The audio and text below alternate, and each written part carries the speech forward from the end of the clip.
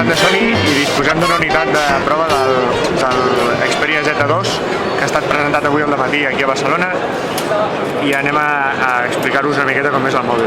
Com podeu veure és molt similar a l'Xperia Z1 presentat a l'IFA de Berlín de l'any passat.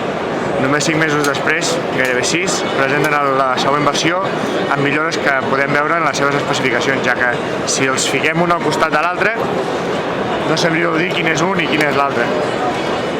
Simplement l'han decidit evolucionar segurament per el que veurem avui a la tarda, que és la presentació al Samsung Galaxy S5.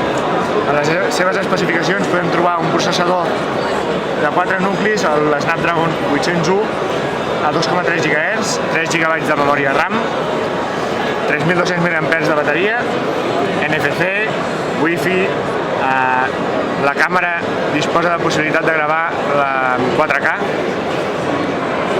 ho tenim. Després també hem de tindre una televisió que accepti aquesta resolució.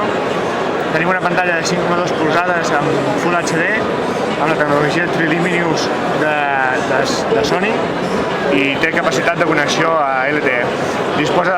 La càmera té els mateixos megapíxels que el seu antecessor i han millorat el postprocessat i el tractament de les fotografies. Aquest és el Xperia Z2, que és l'aposta de Sony per intentar desbancar a Samsung i a qualsevol que es vegi per davant.